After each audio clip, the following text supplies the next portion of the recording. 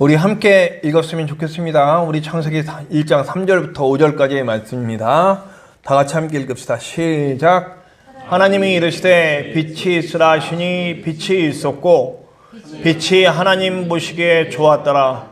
하나님이 빛과 어둠을 나누사 하나님이 빛을 낮이라 부르시고 어둠을 밤이라 부르시니라. 저녁이 되고 아침이 되니 이는 첫째 날이니라. 아멘.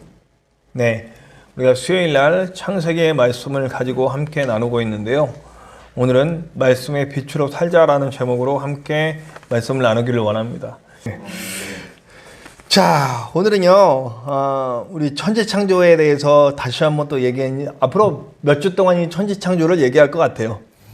지난 시간에 제가 말씀드린 건 말씀대로 되니라 그랬더니 하나님께서 굉장히 기뻐하시고 좋아하셨다. 그러니까 지난주에 말씀의 핵심은 그겁니다. 말씀대로 살면 말씀대로 되고 하나님이 기뻐하시는 일들이 일어난다. 우리가 말씀으로 살면, 말씀에 순종하고 말씀의 원리대로 살면 이 땅에 하나님의 나라가 만들어진다, 이겁니다. 사실은 성경은 하나님께서는 우리에게 말씀을 주셨잖아요. 처음에 오셔서 우리에게, 아담과 하와에게, 그 인류에게 말씀을 주셨잖아요. 사실은 말씀은 창세기 1장에 정해서 다 끝나는 거잖아요. 더 있을 필요가 없었잖아요. 그런데 그 이후에 창세기 3장서부터 요한계시록 끝까지 말씀이 이렇게 생겨난 이유가 뭘까요? 죄 때문이죠. 죄가 들어와서 인간이 하나님의 형상이 깨져버리니까 거기에 다른 말씀들이 계속해서 그 인간을 살리시려는 하나님의 구원 계획들이 하나둘씩 써져 나가서 66권 성경이 된 거 아닙니까? 사실 그러니까 이 말씀의 원리는 이 안에 다 들어있는 것 같아요. 창세기 1장, 2장에 하나님 말씀대로 되면 하나님의 세상이 이루어지고 하나님이 기뻐하시는 일들이 나타나며 하나님의 형상으로 살아갈 수 있다는 거죠. 아이고 주여, 이걸 어떻게 따로 못하나? 이것도 다른 거 작동이 안 되게 못하나 봐요. 예배 시간인지 모르나? 자, 예배가 아주 다이나믹합니다. 다이나믹해. 자, 우리가 천지창조가 6일 동안 이루어지고 마지막에 안식이 있잖아요. 근데 여러분들도 아시겠지만 짝 말씀이잖아요. 첫째 날 빛을 만드시고, 둘째 날 하늘과 바다를 만드시고, 셋째 날 땅과 바다를 만드시고, 땅 위에 온갖 나무와 식물들을 만드시잖아요.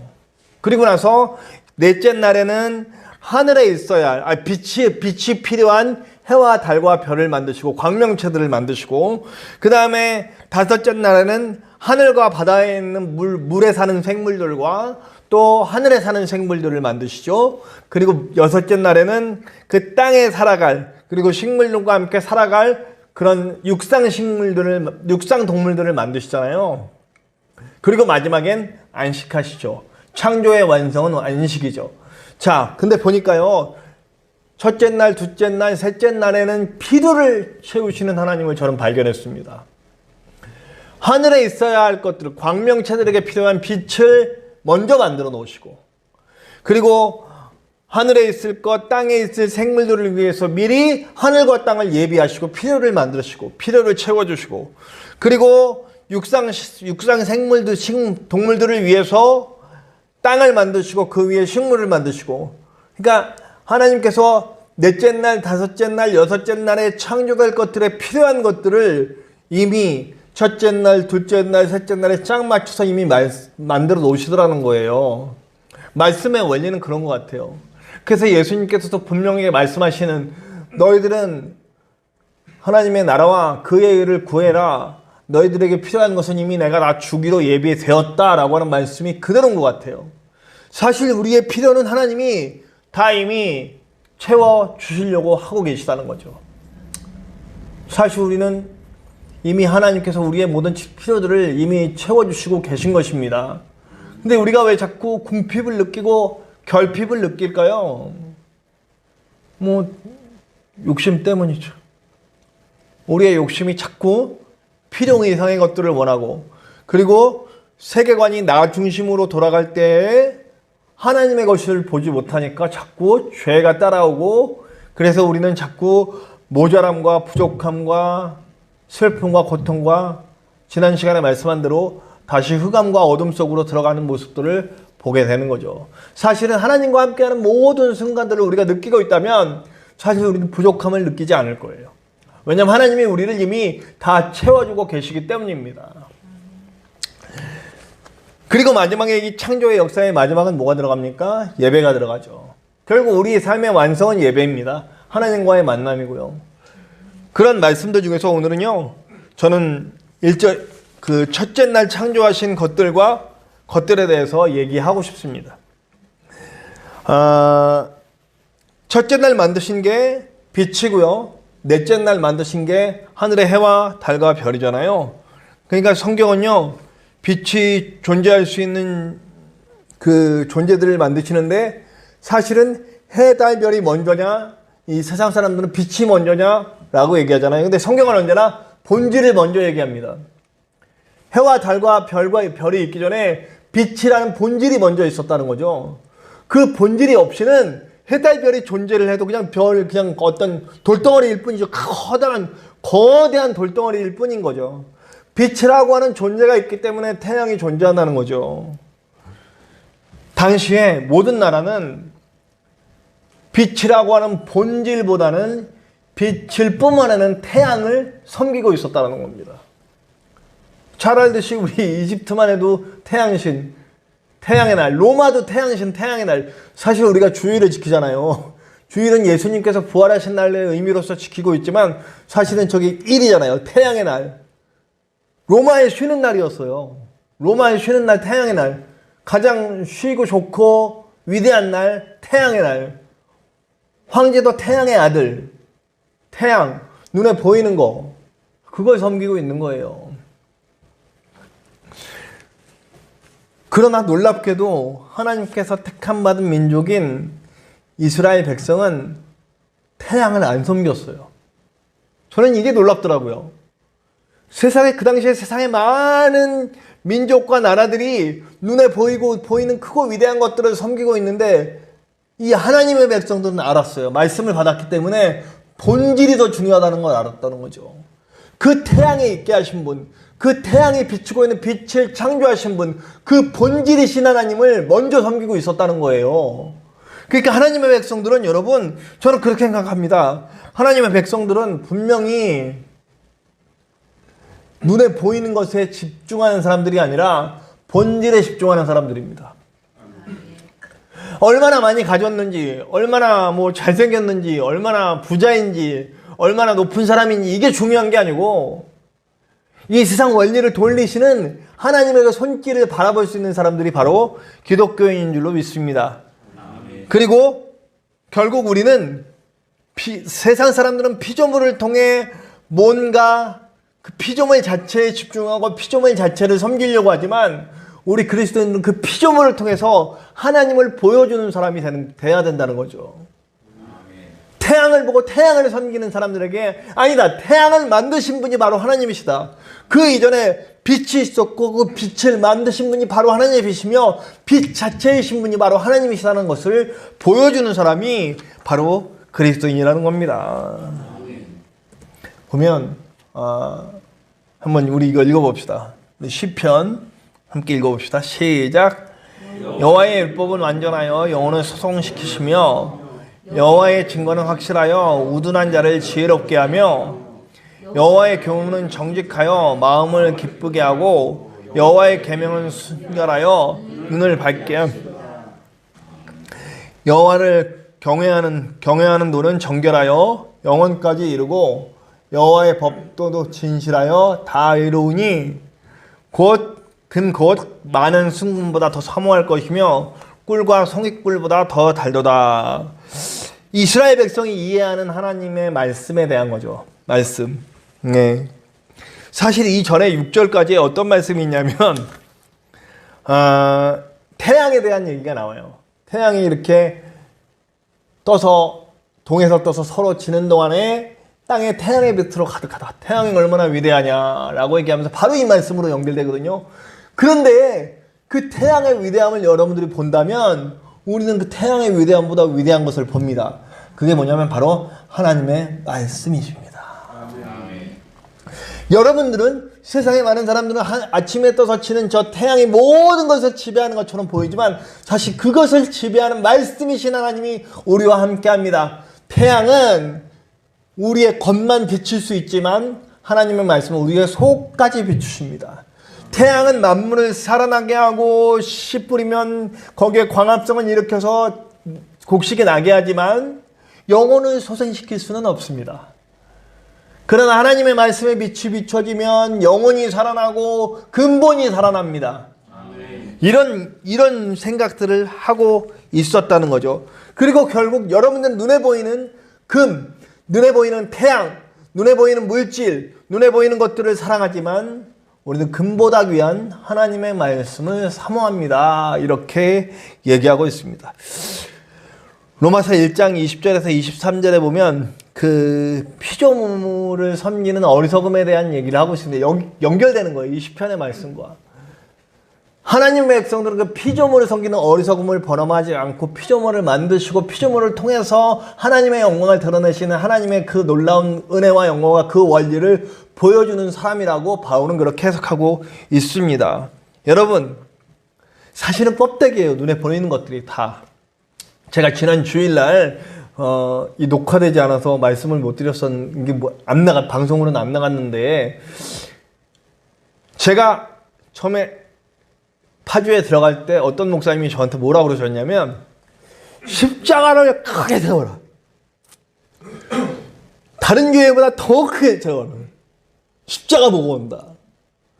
그 십자가를 높이 세우면 십자가 보고 오겠죠. 사람들이 길을 쓰고 성전을 지으려고 하는 이유도 성전을 지어야 사람들이 온대요. 저도 파주에 들어가서 목회하는 동안 그거에 애썼던 것 같아. 사람을 모으려고 애썼던 것 같아. 사실은 우리가 애써야 되는 건 주의 복음이고 주의 말씀이고 주의 원리고 하나님의 말씀이 이 땅에 퍼져가서 하나님의 나라가 만들어지는 것이 목표인데, 우리 사람 모으는 게 목표가 되게 되니까 자꾸 크고 위대하고 높은 걸 쫓아가요.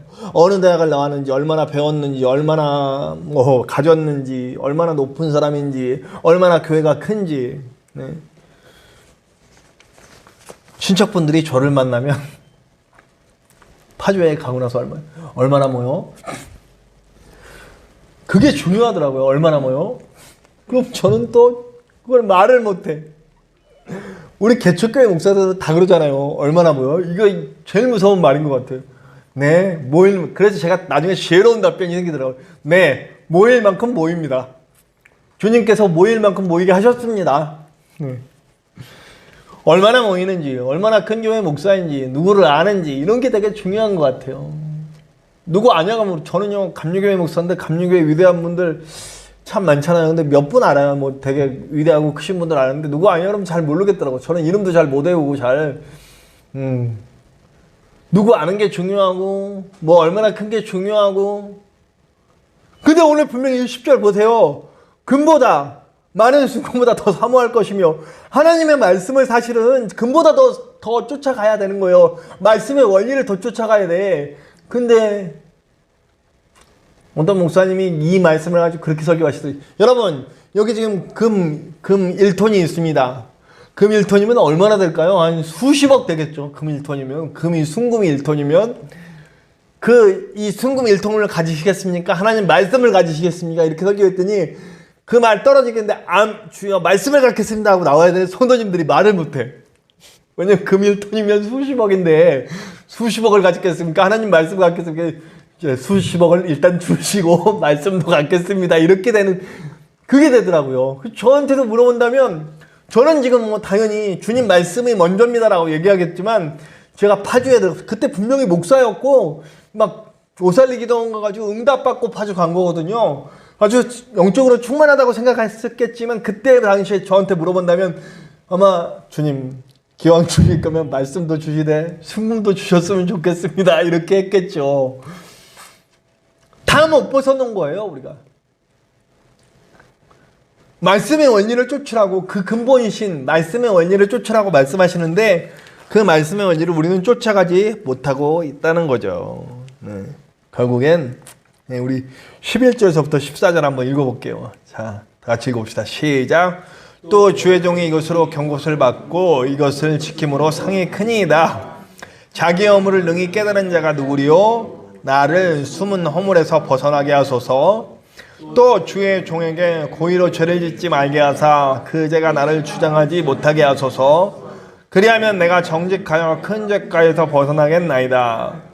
나의 반석이시오 나의 구속자이신 여호와여, 내 입의 말과 마음의 묵상이 주님 앞에 연락되기를 원하나이다. 네, 이제 말씀이 왔어요. 말씀이 온 사람들이 이런 변화가 생긴다는 거죠.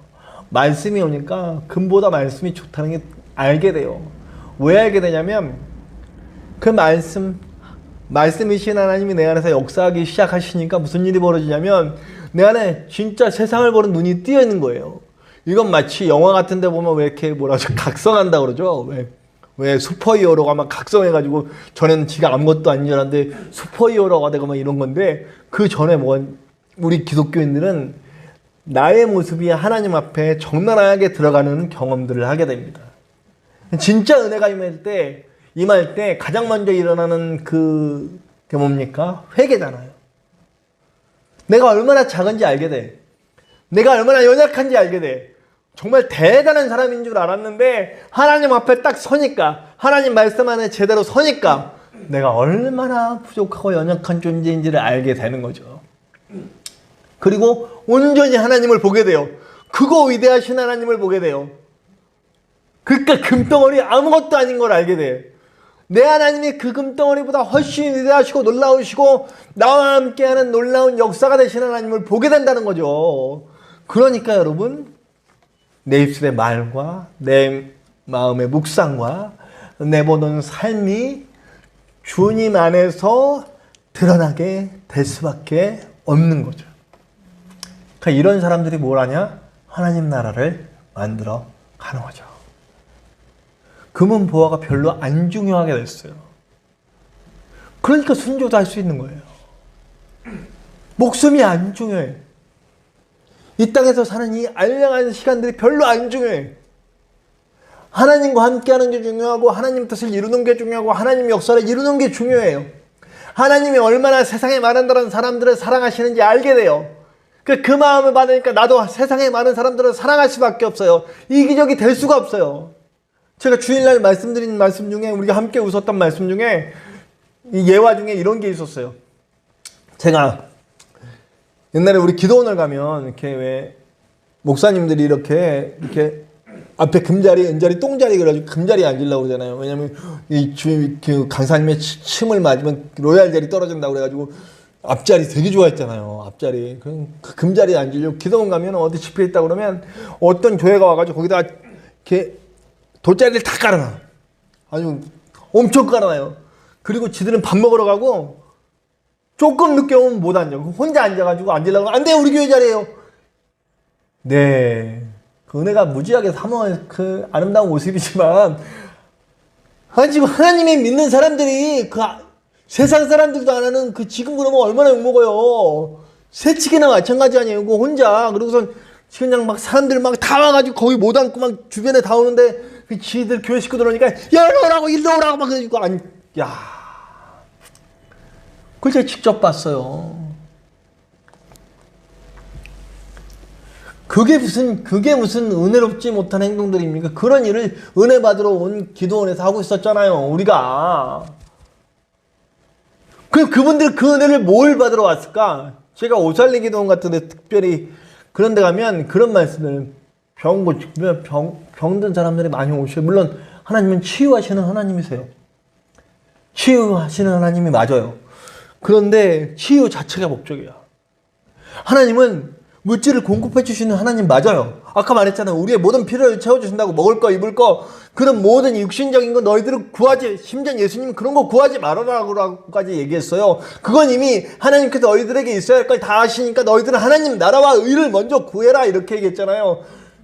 근데 그것 자체가 목적이 된다면 이건 복음이 아닌 거죠. 비복음이죠. 사실 이단이에요. 물질이 목적된 신앙으로 사니까, 그냥 인간적인 그런 안위를 목적으로 신앙생활 하니까 그런 행동을 할 수 있는 거예요. 여기다 자리 깔아놓고 말씀의 메시지도 헌금 많이 내면 복 받습니다. 예배 잘 드리면 복 받습니다. 그 복이 뭐예요? 이 복의 핵심은 하나님의 나라를 만들어갈 하나님의 사람이 되는 게 핵심인데, 물질이 목적이 되고 병 고침이 목적이 되고 잘 되는 게 목적이 되고 목사로서 성공하는 게 목적이 되고 큰 교회 목사가 되는 게 목적이 되고 많은 사람들을 다스리는 그런 큰 교회 체리하는 목사가 되는 게 목적이 되니까 비본질이잖아요. 그걸 쫓아가고 있는 우리들의 모습. 저는 그래서 파주에서 아주 폭망했잖아요. 완전 아주 그냥 아주 죽도록 두드려 맞고 망했잖아요. 그게 너무 감사해요. 망해보니까 비로소 하나님을 보게 되고, 좋게 일본 직전까지 갔다 오니까 비로소 하나님이 진짜 하나님으로 모실 수 있게 되더라고요. 저의 목회 소명은, 목회의 비전은 그렇습니다. 큰 교회는 절대 아니에요. 사람 많은 교회도 절대 아니에요. 다만 제가 우리 창대한 교회를 위해서 기도하는 기도 제목은 뭐냐면, 이 창대한 교회가 주의 복음으로 조그만한 교회가 되게 하고, 우리 교회로 말미암아 주변에 많은 사람들이 정말 하나님을 알 수 있게 되는 그런 교회가 되게 하여 주시옵소서. 비본질이 아니라 정말 하나님의 나라를 세워가는 아름다운 교회의 공동체가 되게 하여 주시옵소서. 그래서 필요해요. 하나님 필요는 채워주신다 그랬으니까, 주님 나 이거 진짜 이 IT 이런 거 진짜 약한데 50살이 되니까 50살 넘어가니까 이게 배우면 돌아서면 잊어먹고 그럽니다. 주님 그러니까 좀 젊은 사람들 좀 보내주시고 OBS 프로그램 좀 잘할 수 있는 사람 좀 보내주세요. 요즘 그런 기도하시니까요. 아니 OBS 프로그램 하면 된다고 유튜브를 보면서 그렇게 공부를 하는데 내가 하면 안 돼. 그 사람들은 잘 되는데 내가 하면 안 돼. 주님, 또는 찬양은 제가 또 젬병입니다. 정말 찬양 인도할 사람들 말이 길어지니까요. 본질을 잃어버리면 우린 태양신 섬기는 거랑 똑같이 되는 거예요. 저는 요한복음 정말 좋아합니다. 요한복음 한번 읽어볼까요? 시작. 태초에 말씀이 계시니라. 이 말씀이 하나님과 함께 계셨으니 이 말씀은 곧 하나님이시니라. 그가 태초에 하나님과 함께 계셨고 만물이 그로 말미암아 지은 바 되었으니 지은 것이 하나도 그가 없이는 된 것이 없느니라. 그 안에 생명이 있었으니 이 생명은 사람들의 빛이라. 분명히 지금 빛에 대해서 얘기했잖아요. 말씀에 대해서 얘기하고 있잖아요. 창세기 1장과 요한복음 1장은 정확하게 매치가 됩니다. 그 말씀이 누구셨냐면 바로 예수고, 예수가 말씀이자 빛이 되어서 우리에게 오셨다. 그 빛이 비춰지는데 그 빛은 그냥 이렇게 태양빛처럼 이렇게 겉만 비추는 빛이 아니라는 거예요. 사실 태양빛은요, 많이 쐬면 좌회선 때문에 주름 생겨요. 여러분들 아시잖아요. 빛이 있으면 좋은데 태양빛이 완전한 건 아니야. 그래서 우리가 선블록 바르잖아요. 우리 아들, 딸들이 제가 주름 생긴다 그러니까, 얼굴 검해진다 그러니까, 왜 아빠는 왜 그렇게 그걸 안 바르냐고, 선블록을 안 바르냐고. 선블록을 발라야 주름도 안 생기고 피부도 깨끗해져요. 태양빛은 그래요. 만물을 소성케 하고 그렇긴 하지만 영혼 못 살려요. 그러나 이 말씀이신 하나님의 빛 예수 그리스도는 우리의 영혼을 살려요. 영혼을 살려서 하나님께 가까이 가도록 만든다는 거죠. 결국 본질을 깨닫게 만들어요. 그러니까 구원받은 사람은, 예수를 믿고 나 구원받았다라고 자신있게 확신할 수 있는 사람은 천국 간다 이 얘기만이 아니에요. 결국 뭐예요? 영원히 산 사람이에요. 영원히 살아서 영원으로 사람들을 대하고 그 말씀으로 사람들께 나갈 수 있는 사람이 내면의 변화인 거예요. 결국엔 본질의 변화. 그 기독교는 그거예요. 기독교는 저는 착해서 구원받는 거 아니잖아요. 저는 쉽게 얘기해요. 기독교는 착해서 구원받는 게 아닙니다. 구원받았기 때문에 착해집니다. 이게 진리인 거예요. 웬가 못된 사람도 예수님 믿으면 착해져요. 왜냐면 성령이 내 안에서 빛으로 오셔서 말씀이신 그분, 빛이신 그분이 내 안에 오셔서 나를 가만히 안 둬요. 나를 회개하게 만들고 내 모습을 깨닫게 하시고 내 죄를 깨닫게 하시고 그 죄 때문에 괴로워하시는 하나님의 모습을 보고 내 안에 성령께서 죄와 함께 거할 수 없는, 그래서 내 안에서 영적 전쟁을 일으키시고 그 영적 전쟁에서 승리하게 하심으로써 점점 하나님 닮아가는 사람 만들어갈 수밖에 없다는 거죠. 근데 예수님 처음 믿은 순간이나 10년이고 20년, 30년 지나도 계속 이기적이고 계속 못됐고 계속 집 밖에 모르고, 집이 아니라 자기밖에 모르고 이런 삶을 살고 있는 사람이 있다면 저는 분명히 이야기합니다. 당신의 구원을 의심해 보시라고. 구원 못 받은 걸 수도 있어요. 왜냐면 성령은 분명히 살아서 역사하시는 말씀이시고 내 안에서 가만히 안 계신데 가만히 계시다면 죽으신 거 아니에요. 그럼 당신이 믿는 하나님은, 당신이 믿는 예수님은 뭐냐? 이렇게 물어볼 수밖에 없지 않습니까? 예수님을 믿고 구원받은 사람은 변화될 수밖에 없어요. 변화가 핵심입니다. 삶의 변화가 일어날 수밖에 없어요. 말씀이 빛이 비춰지고 그 말씀이 심령골수를 쪼개면서 내 안에 들어오고 내 안에 모든 것들을 비추는데 어떻게 내 안에 죄가 안 괴로울 수가 있냐고요. 죄가 괴로운 거거든요. 그러니까 여러분, 우리가 죄를 져요. 죄를 지죠. 저도 죄를 짓고 여기 앉아 계신 분들 다 조금씩 죄 짓고 살았잖아요. 네. 오늘도 죄 지었죠. 네. 무슨 죄인지 모르지만 말씀 안 하셔도 다 압니다. 근데 그 죄가 일어날 때 우리 마음이 어떤지 한번 돌아봅시다. 성령께서 왕성하게 활동하시는 분들은 죄가 일어났을 때 죄가 괴로워요. 죄가 아파요. 죄의 고통을 느껴요. 그분은 분명히 구원받는 분입니다. 왜냐하면 내 안에 죄가, 하나님은 죄와 함께 같이 있으실 수가 없는 분이거든요. 거룩하신 분이기 때문에. 내 안에 성령 하나님이 살아계시는데 내 안에 죄가 버려졌다고 생각해 봅시다. 괴로워요. 그 괴로움을 회개하게 만들고 다시 한번 한 단계 올라가게 만들고 그리고 점점 하나님 가까워지는 사람이 돼서 하나님 사랑하고 이웃 사랑할 수 있는 그런 사람으로 만들어 주시는 거죠. 결국 말씀의 빛, 태초의 이 빛, 전 말씀에 대해서 우리에게 오십니다. 그리고 시편은 이렇게 고백하죠. 다 같이 읽어봅시다. 시작. 주의 말씀은 내 발의 등이요 내 길의 빛이니이다. 결국 말씀이 우리를 비춰주시고 빛으로 갑니다. 저와 여러분이 이 빛 가운데 거하시길 바랍니다. 아멘. 태초에 천지를 창조하시고 빛을 주신 빛이란 본질을 먼저 만드시고 그 빛의 본질로 오셔서 우리를 비춰주십니다. 그 말씀이 우리 안에 살아나서 빛이 된 것처럼 우리의 삶 가운데도 그 빛이 날마다 비춰주시는 저와 여러분들 되시기를 간절히 축원합니다. 기도합시다.